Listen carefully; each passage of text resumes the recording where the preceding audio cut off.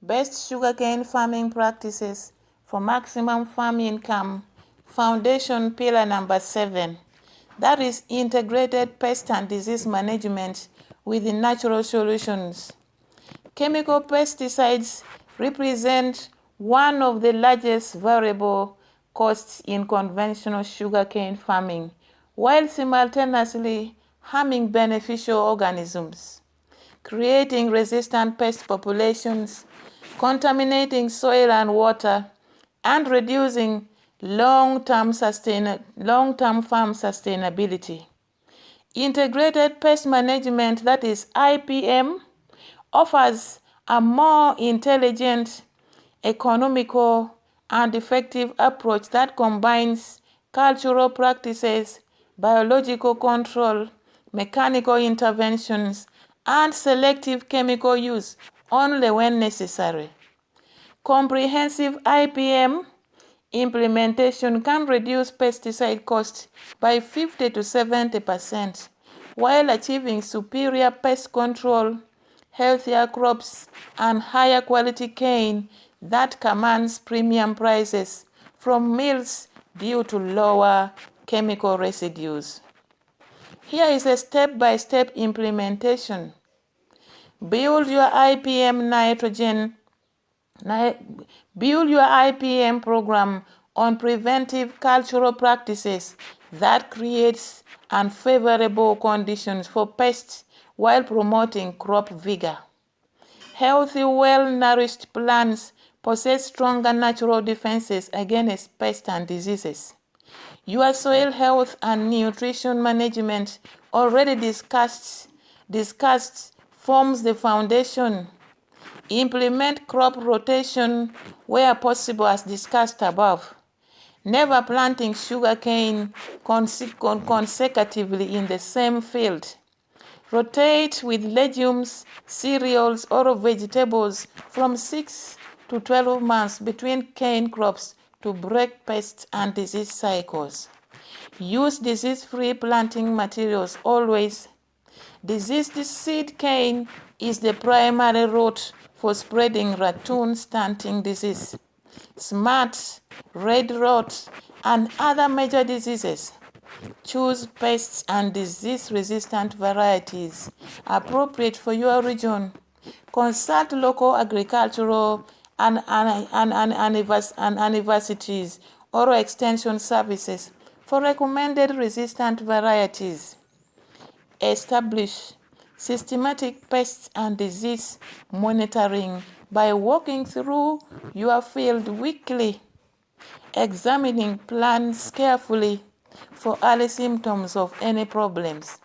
Create a simple field notebook documenting pest presence, damage levels, natural enemy populations, disease incidents, and weather conditions.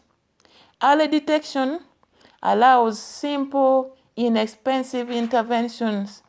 Waiting until problems are severe requires expensive solutions with limited effectiveness. Learn to identify major sugarcane pests like shoot borer, top borer, root grub, scales, aphids, and any others. And diseases like red rot, smut, wilt, rust, among others, and understand their biology, life cycles, and vulnerable stages. Deploy biological control agents excessively for root and top borer, the most economically damaging, which are the most economically damaging sugarcane pests. Release trichogramma wasps.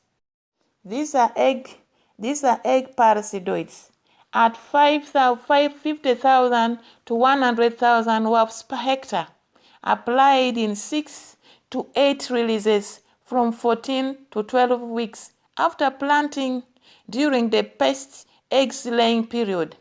These tiny wasps paralyze borer eggs before larvae hatch and bore into cane shoots. Cost is approximately between $15 to $30 per hectare per release, far less than insecticide application with better, longer-lasting control.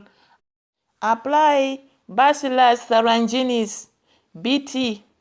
This is a formulation when larvae are young and still exposed or on plant surfaces. This biological insecticide is selective, killing only caterpillars while preserving all beneficial insects. Establish botanical pest control using neem-based products. Neem oil sprays. This is 3 ml per liter of water. Or neem cake applications, 250 kg per hectare, incorporated into soil. Provide anti-fidants, growth disrupting and repellent effect against multiple pest species. Implement trap cropping by planting small areas of maize or sorghum around sugarcane field perimeters. These serve as attractant traps for shoot borers, concentrating infestation in trap crops, which you can then treat locally or destroy rather than treating the entire sugarcane field.